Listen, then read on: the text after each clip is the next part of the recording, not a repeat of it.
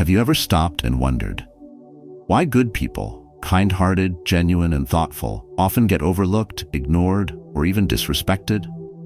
You pour your heart into doing the right thing and treating others with care, but somehow you're left feeling invisible. It's frustrating, isn't it? But let me tell you this, it's not always because people mean to treat you poorly. The truth is, most people are so consumed with their own struggles and their own ambition that they fail to see the value of those around them. They're climbing their ladders, grabbing every chance to elevate themselves, even if it means stepping on someone else. It's unfair, but it's the reality. Here's where it gets interesting. You don't need to fight back or demand respect. Stoic philosophy teaches us something far more powerful. Respect begins within. When you build confidence, master self-control, and live by your values, people can't help but notice. Your presence speaks louder than words, and your actions command respect without force. In this video, we'll dive into 7 practical strategies inspired by Stoic principles. These aren't abstract ideas, they're tools you can use today to transform how people perceive you, and more importantly, how you perceive yourself. So, stay with me. And if you know someone who could benefit from these timeless lessons, share this video with them. Let's create a ripple effect of self-improvement and respect. Now let's begin. Your journey to commanding respect starts here. One, self-respect is the foundation. Let me begin with a truth so simple, yet so profound. No one will respect you if you do not first respect yourself. Think about it. If you treat yourself as unworthy, the world will follow suit.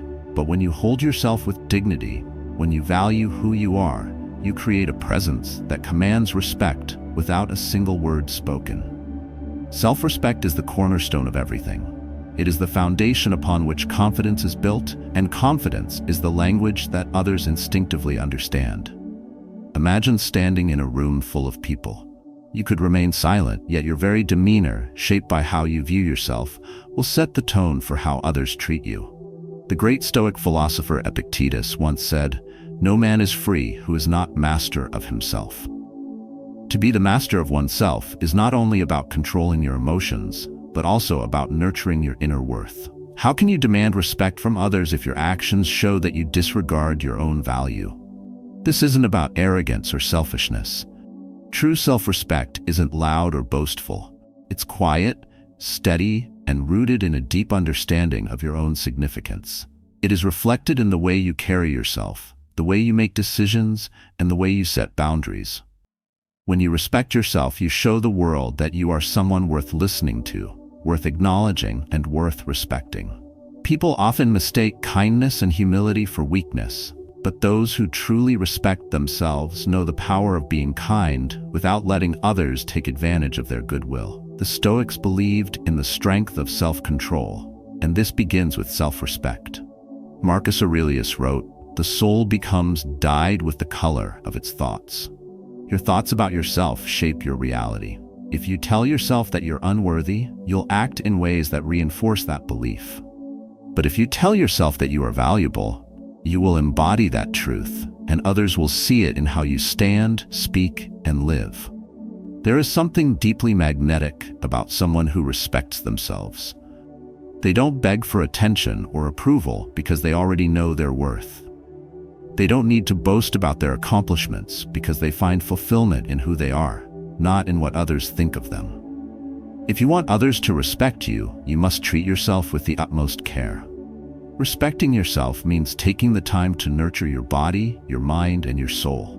It means prioritizing your health, not as an indulgence but as a responsibility. How can you lead others or inspire them if you neglect your own well-being?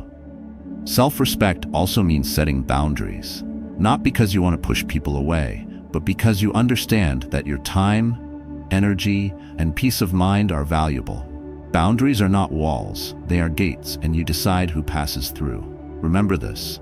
Self-respect isn't something you achieve once and forget about. It is a practice, a daily commitment. It is in the small choices you make every day, choosing to eat healthily, to rest when your body needs it, to walk away from situations that diminish your worth. Each decision is a declaration. I am worthy of respect. When you respect yourself, you send a powerful message to the world. This is who I am, and I will not compromise my values or my dignity for anyone. Let this be your foundation. Let self-respect be the first step you take toward commanding respect from others. You cannot build a strong house on a weak foundation, and you cannot earn the respect of others without first respecting yourself. So today, as you take a moment to reflect, ask yourself, am I treating myself with the respect I deserve? Am I living in a way that honors who I am? If the answer is no, know that it's never too late to begin. Start today. Begin with self-respect and watch as everything else begins to change. In the words of Seneca, as long as you live, keep learning how to live. And part of learning how to live is learning how to love and respect yourself fully. From this, all else will follow. 2.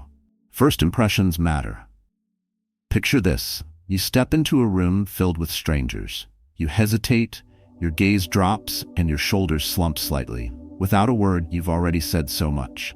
Whether it's an interview, a networking event, or a casual social gathering, the first impression you make often defines how others see you and how they respect you. The truth is simple. First impressions are powerful. They set the tone for how people perceive your confidence, mindset, and character. And while it's tempting to believe that actions later on will overshadow that initial moment, the reality is that we're wired to form judgments quickly. These judgments, fair or not, often stick. As Marcus Aurelius observed, the soul becomes dyed with the color of its thoughts. Similarly, the way you present yourself externally reflects the thoughts you hold about yourself internally. Confidence begins from within, but it is most evident in the way you carry yourself in those first few moments. What does your posture say about you? What does your handshake convey? What story does your tone of voice tell? These seemingly small details are the building blocks of respect, or the lack of it. But let's not mistake this for superficiality. First impressions are not about expensive clothes or a polished facade. They're about authenticity, projecting a sense of self-awareness and respect that resonates deeply with those around you. When you walk into a room with your head held high, your movements intentional, and your demeanor calm, you're not just making an impression, you're making a statement. Imagine yourself in two scenarios. In the first, you step into a social gathering uncertain, offering half-hearted handshakes, distracted glances, and nervous laughter. In the second, you enter with steady confidence. You greet people warmly, look them in the eye, and listen with genuine interest. These two versions of you don't just feel different, they are perceived as entirely different individuals. Epictetus taught, know first who you are, and then adorn yourself accordingly. This doesn't just apply to your appearance, it speaks to the alignment between your internal self-respect and the way you express it outwardly. When you truly respect yourself, it naturally shapes the way you engage with the world, creating an aura that draws others in. Think of first impressions as an unspoken language. A firm handshake says, I'm here with purpose. Maintaining eye contact conveys, I value this connection. Standing tall and speaking clearly declares, I am confident in who I am. These signals require no words, yet they speak volumes. And yet, it's not just about you. A remarkable first impression also involves showing respect for the person in front of you. As the Stoics believed, respect is reciprocal. By demonstrating attentiveness, kindness, and sincerity, you create a dynamic where mutual respect can thrive. People remember how you made them feel, and that begins with how you approach them. Let's not underestimate the ripple effects of a strong first impression. It's more than a fleeting moment, it's the foundation of trust, admiration, and influence. When you walk into a room prepared, present, and purposeful, you set a tone that invites others to see you as someone worth knowing, worth following, and worth respecting. So how do you begin to master this? Start with self-awareness. Ask yourself, what does my presence communicate? Am I reflecting the confidence and respect I want others to see? Focus on small but powerful habits, standing tall, making eye contact, greeting others warmly. Remember this, respect isn't something you demand, it's something you embody. Your first impression is your introduction to the world. Let it be a reflection of the respect you have for yourself and the respect you wish to receive in return. And the next time you walk into a room, let your presence speak before your words do. With confidence, authenticity, and intention, you can ensure your first impression leaves a lasting mark. 3. Assert your value. What does it mean to assert your value? It's not about dominating a conversation or trying to impress others with hollow words. True value doesn't shout. It radiates. It comes from the way you live, the way you contribute, and the way you uphold your principles. I remember something striking about my parents. Whenever they met one of my friends who happened to be a doctor, they immediately greeted them warmly, with a respect that felt instinctive. Why? Because they recognized the value of what that profession represents: healing, care, and service to others. It's not just my parents. Society in general respects those who bring value, especially when that value is tied to something bigger than themselves. But here's the important part. You don't need to be a doctor to assert your value. You don't need a prestigious title or a grand stage. Your value lies in how you choose to live, the work you do, and the impact you make, no matter how small it may seem.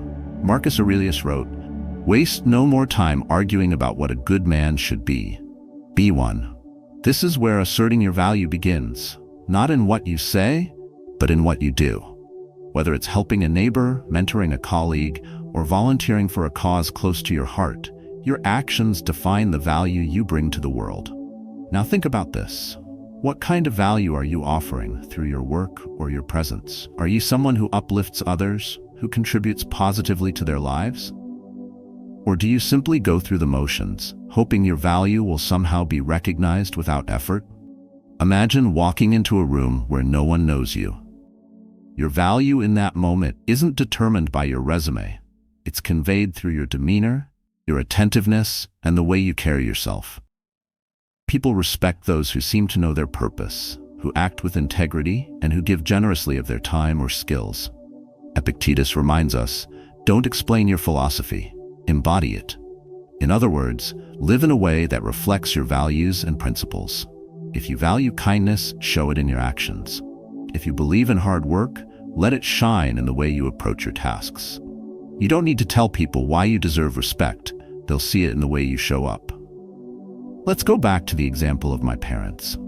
Their instant respect for my friend wasn't just about the profession itself. It was about what the profession represented. Commitment, discipline, and the desire to serve. You can embody those same qualities regardless of what you do. Whether you're a teacher, a technician, or a student, your value is in the energy and intention you bring to your work and your relationships. Think about someone who spends their weekends volunteering at a food bank or mentoring underprivileged kids. They may not have a high-ranking job or wealth, but their actions speak volumes about their values. And here's the thing. People respect those who contribute, who show up, and who make a difference, no matter how small. So, how do you assert your value? Begin by reflecting on what truly matters to you. Identify the strengths you possess and find ways to use them meaningfully. Set standards for yourself, not for recognition, but because living by those standards is fulfilling. Seneca wisely said, "It is not the man who has too little, but the man who craves more, that is poor." Focus on what you can give rather than what you can take. When you shift your mindset to contribution, you naturally elevate your value in the eyes of others. Today, ask yourself this: am I living in a way that reflects my worth? Am I contributing to the world in a way that aligns with my values? Your value isn't in what you say, but in how you live. Let your actions tell the story. Let your life reflect your worth. And remember, respect is not demanded. It is earned through the quiet strength of your contributions. 4. When someone interrupts you. Interruptions can feel like a personal affront, especially when you're speaking from the heart or sharing something meaningful. It's as if the person cutting you off is saying, "What you're saying doesn't matter as much as what I have to say." In those moments, it's easy to feel flustered, even invisible. But let me share something I've learned. The way you respond to an interruption says more about your confidence and self-respect than the interruption itself.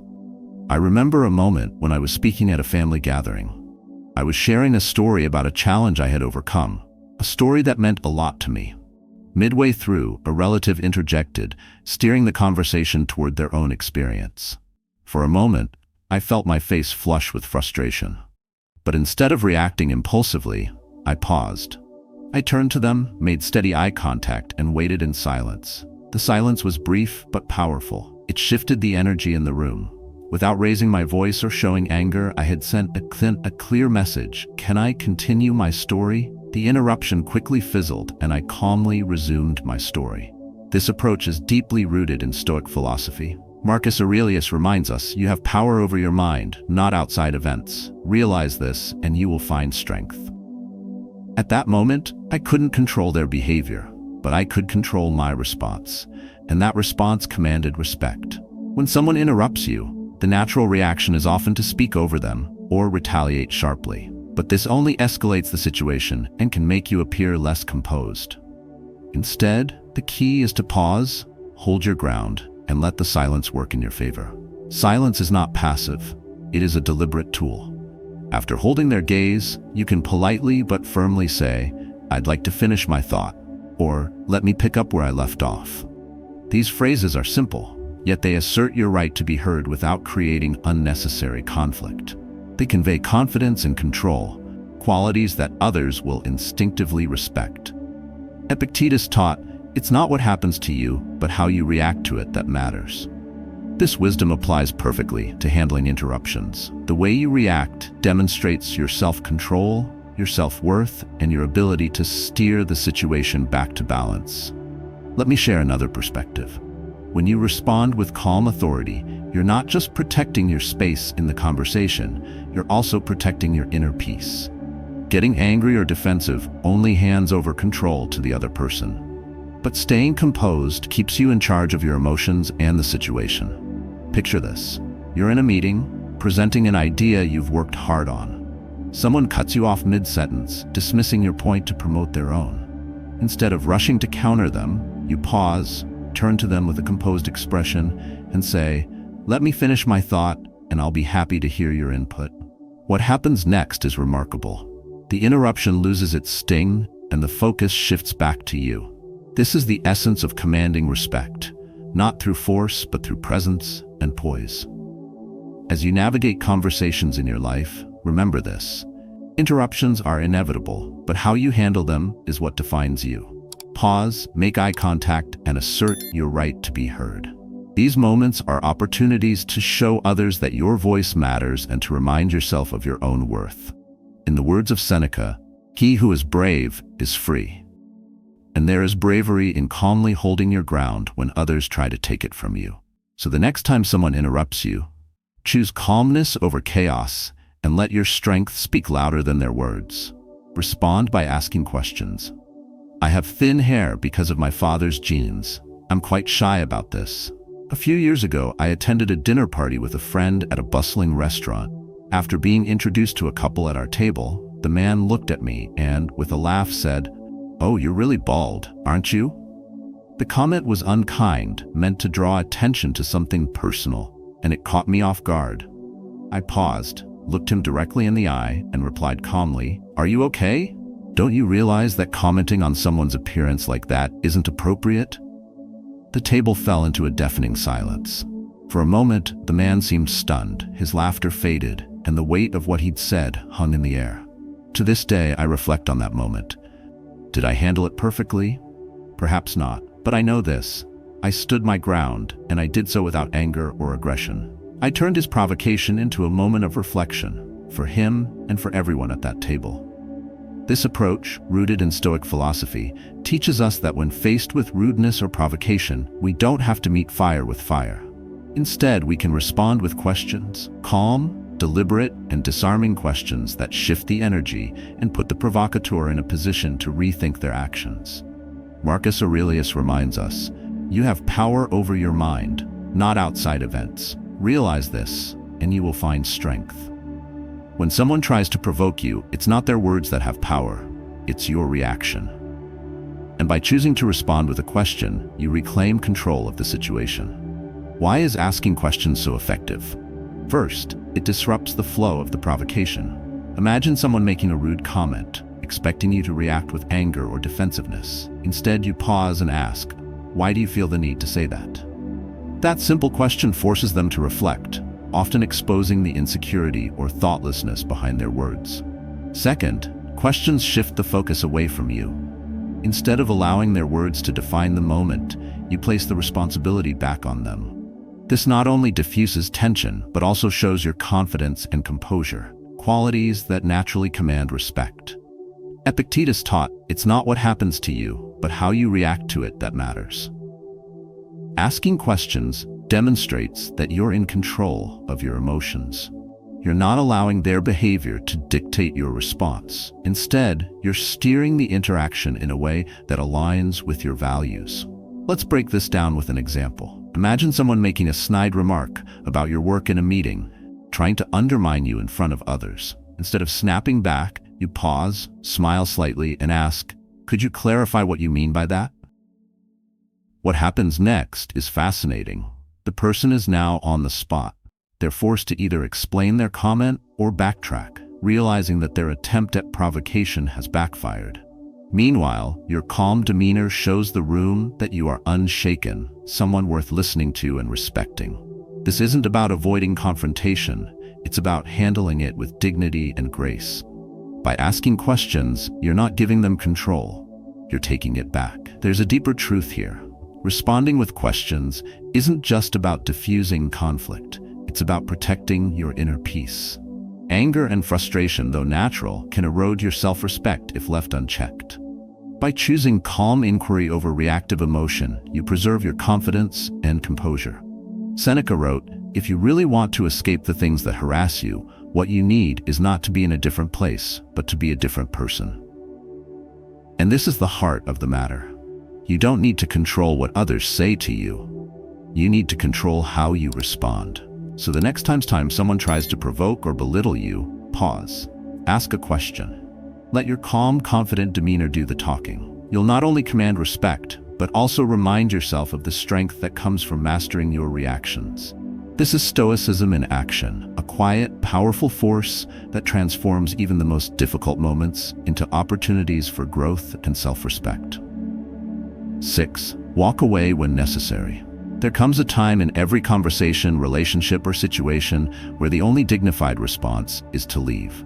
Not out of defeat, not out of weakness, but as an act of strength and self-respect. Walking away is not a retreat, it's a declaration, a quiet yet resolute statement that you will not stay where your value is diminished, where your dignity is ignored, or where respect is absent. Marcus Aurelius wrote, "The best revenge is not to be like your enemy." To walk away is to refuse to stoop to the level of those who would belittle you. It is to say, "I choose my peace over your provocation. I choose my self-worth over this conflict." Walking away isn't easy. It requires courage to step back when every fiber of your being wants to argue, defend, or fight to prove your point. But here's the truth. There are battles that, even if won, leave you diminished. Some victories cost more than they're worth. When you choose to walk away, you are not giving up. You are stepping up. You are choosing to protect your energy, your time, and your emotional well-being. This is an act of wisdom, grounded in the Stoic understanding that the only thing we truly control is ourselves. Epictetus reminds us, freedom is the only worthy goal in life. It is won by disregarding things that lie beyond our control. Staying in a situation where respect is absent, where chaos reigns, is to surrender your freedom to forces that do not deserve it. Walking away, however, reclaims that freedom. But walking away is not just about the physical act of leaving. It's about mentally and emotionally detaching from a situation that no longer serves you. It's about choosing to focus on what uplifts you, what aligns with your values, and what contributes to your growth. Some may see walking away as weakness, but the wise know it for what it truly is, strength in its purest form.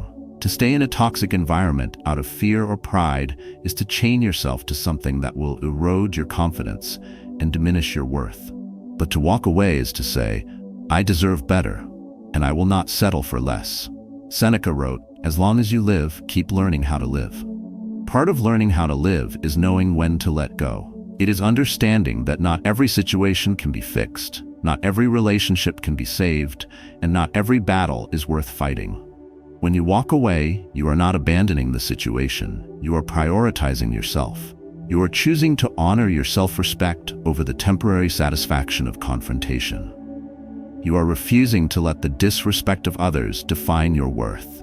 Walking away is not an act of silence, but of profound self-expression. It communicates that your time and energy are valuable, and you will not waste them on situations or people who fail to see them. But how do you know when it's time to walk away? The answer lies in reflection. Ask yourself, am I staying out of fear or out of purpose? Am I compromising my values to maintain this situation? Am I losing my peace by holding on? The Stoics believed in clarity of thought and the discipline to act upon it. If the answer to these questions points to a situation that diminishes rather than uplifts you, then the choice becomes clear. Walk away, not in anger, but with grace. Not to hurt others, but to protect yourself. Remember this, walking away does not mean giving up. It means rising above. It means choosing respect over resentment, peace over conflict, and growth over stagnation. And in the act of walking away, you will find a profound truth.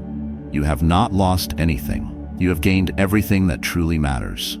Your dignity, your strength, and your freedom. 7. Boundaries are yours to set. We are often taught to be polite, accommodating, and endlessly respectful. Yet, as we grow older, a hard truth emerges. Not everyone deserves your time, your energy, or your kindness.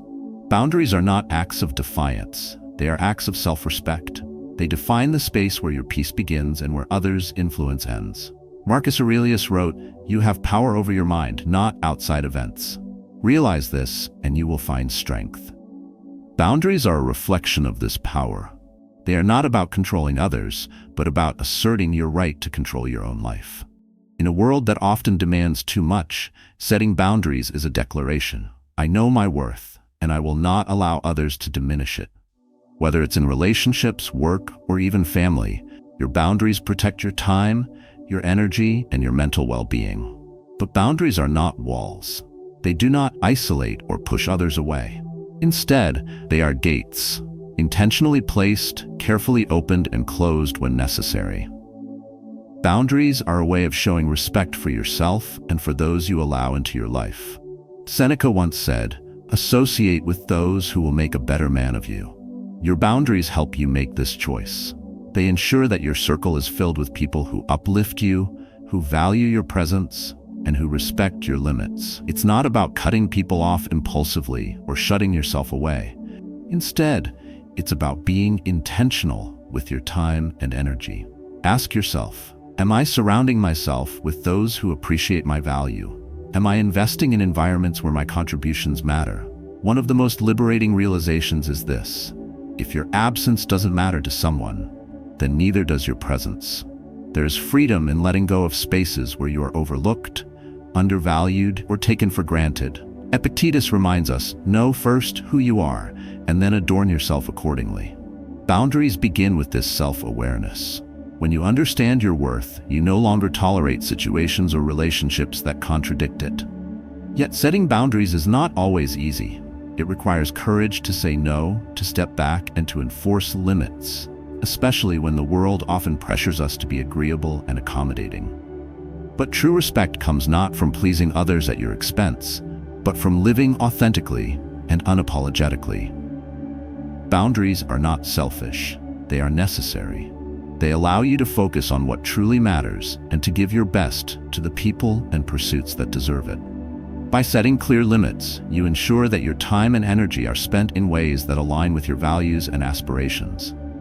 Think of boundaries as the foundation of a well-built home. Without them, the structure becomes vulnerable to intrusion and instability. But with strong, clear boundaries, your life becomes a place of peace, purpose, and strength. And here's the beauty of boundaries. They don't just protect you, they teach others how to treat you. When you establish what you will and will not accept, you show the world that you value yourself and that you expect others to do the same. In this practice, remember Seneca's wisdom. He who is brave is free. It takes bravery to set boundaries, to risk disappointing others, and to stand firm in your decisions. But in doing so, you free yourself from the burden of pleasing everyone and embrace the joy of living authentically. So ask yourself, what boundaries do I need to set today? Where have I been giving too much of myself without receiving the respect I deserve? Start small, but start with conviction. Boundaries are not just lines you draw. They are promises you make to yourself. Promises that you will honor your worth, protect your peace, and live a life that reflects your deepest values. As we conclude, let us reflect on what we've explored together. Respect, true, lasting respect, cannot be demanded. It must be earned, cultivated through actions, and rooted in self-awareness. We've uncovered the timeless wisdom of Stoic philosophy and learned how to command respect by mastering ourselves, not others. From setting boundaries to walking away when necessary, from responding with calm strength to asserting your value with quiet confidence, every step leads to one undeniable truth. Respect begins within. Marcus Aurelius said, "You have power over your mind, not outside events." And it is this power, your ability to master your reactions and embody your values, that earns the respect of others and, more importantly, strengthens your own self-worth. Now, I encourage you to take a moment to reflect. What lesson resonated most with you today? Have you experienced moments where your boundaries were tested, or when you stood firm in the face of disrespect? Share your stories in the comments below. Your journey, your insights, and your growth could inspire someone else to take their first step toward commanding respect. Remember, every decision you make and every action you take sends a message about who you are. Choose to live with intention, courage, and respect for yourself and for others. Let your life be a reflection of your deepest values, and the respect you seek will naturally follow. Thank you for being here, and may your journey towards self-respect and personal growth continue to flourish.